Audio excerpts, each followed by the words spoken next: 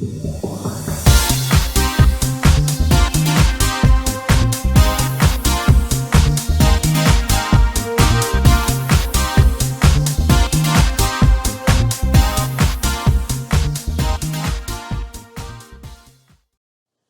this is Sharon Bornholt with the Louisville Gals Real Estate Blog, and I'm back here today with an excellent reader question.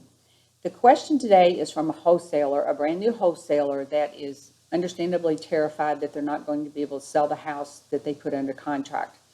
And I will say that that is something that all wholesalers face. You know, that fear of what am I going to do if I can't sell this property? Well, the key here is to get a great deal. And I can tell you this, that if you belong to your RIA and you have a great deal, you will always be able to sell that deal. Now, if you're not quite so good at putting offers together and you're trying to make deals work and you're putting numbers together that, you know, are questionable, you know, your deals are too skinny, as people say, then you could have a problem. So you don't want to do that. I always tell people, don't try to make a deal work. It either is a good deal or it's not a good deal. And in real estate, it's all about the numbers. You let the numbers do the talking. So you get a deal under contract, then you need a buyer.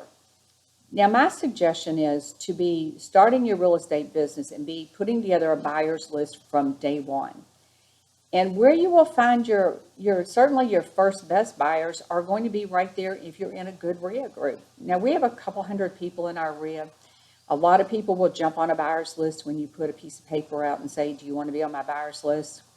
And most of the time, about half or 2/3 of those, they don't actually, you know, maybe more of them, they've never bought a house, and they're not going to actually ever buy a house. They're going to say they're going to get on your buyer's list. So if you're going to go that route, find out where they're getting their cash, and it's a question you should always be asking your buyers. What do you use for cash? What's your source of cash? You know, it might be actual cash. It might be a home equity line of credit that they can tap into.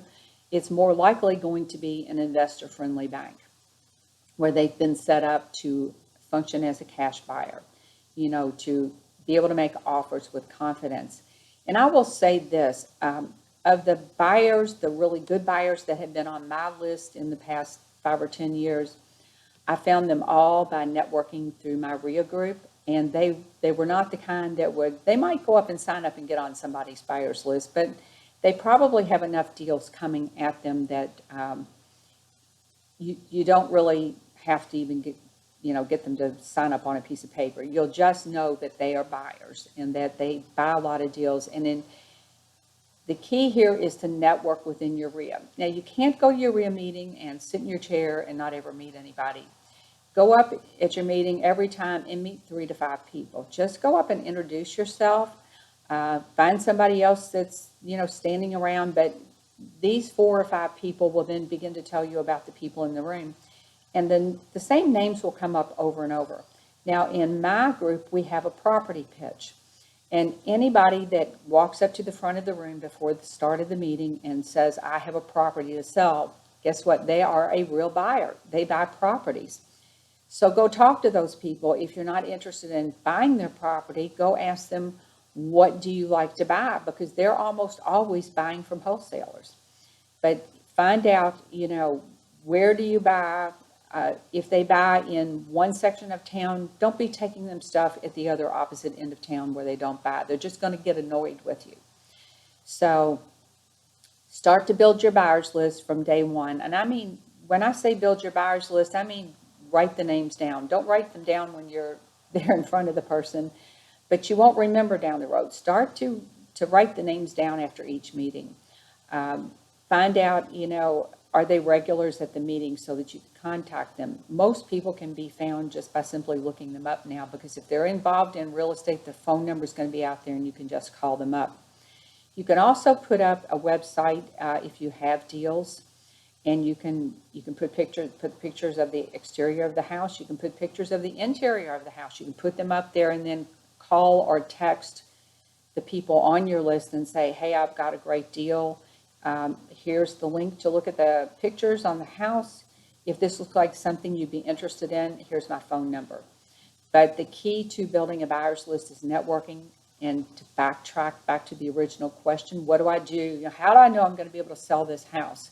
This is how you can know that you can sell your houses. You can, with confidence, you can be confident that you're going to be able to sell your houses.